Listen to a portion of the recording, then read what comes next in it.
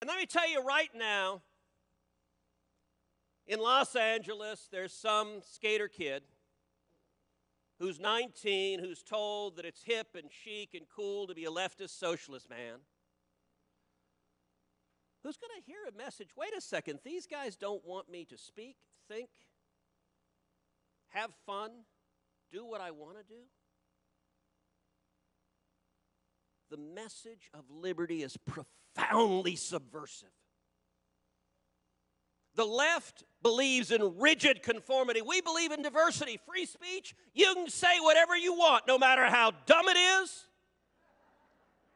And by the way, in Washington, D.C., we test that proposition.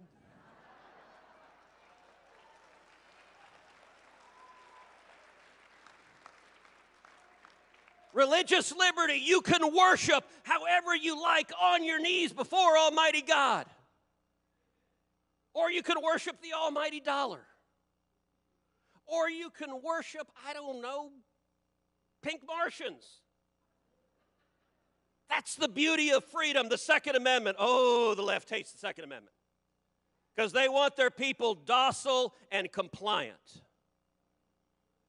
You know, when we saw riots all across the country, I remember there were reports that riots were going to come into suburban, mostly peaceful, fiery but mostly peaceful. There were reports riots were going to come into the suburbs. I got to tell you, in Houston, where I live, there weren't any rioters. Because let's be very clear, if there had been, they would discover what the state of Texas thinks about the Second Amendment right to keep and bear arms.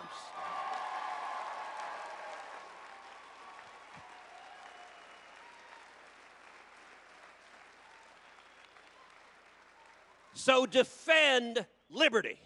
But number two, have fun. Have fun. You know, so many on the right, they act like they got a stick inserted somewhere it doesn't belong. Like, just lighten up. Especially now, the left, they are shrill. They are angry. How many leftists does it take to screw in a light bulb? That's not funny!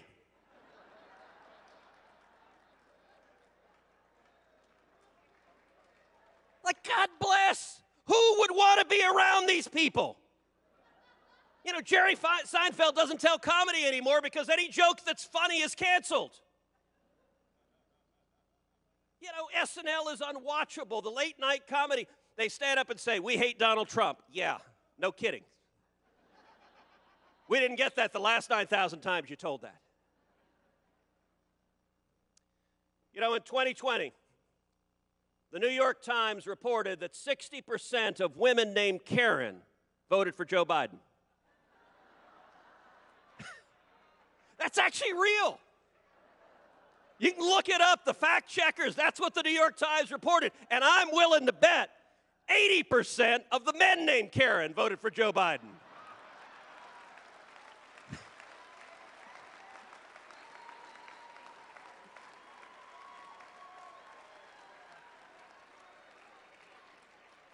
Just have fun.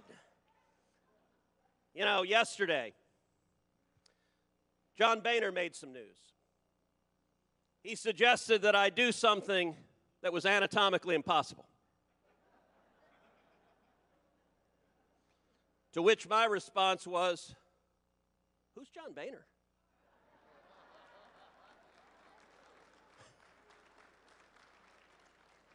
And you know what? There are a whole lot of voices in Washington that want to just erase the last 4 years.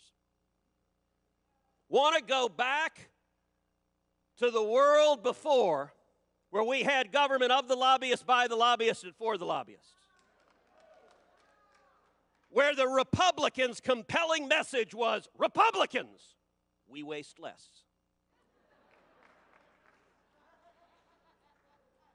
And they look at Donald J. Trump, and they look at the millions and millions of people inspired who went to battle fighting alongside President Trump, and they're terrified.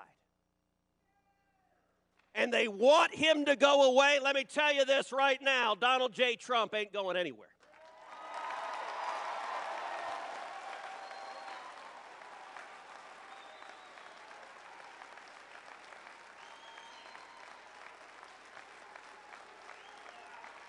And the Republican Party is not the party just of the country clubs. The Republican Party is the party of steel workers and construction workers and pipeline workers and taxi cab drivers and cops and firefighters and waiters and waitresses and the men and women with calluses on their hands who are working for this country. That is our party, and these deplorables are here to stay.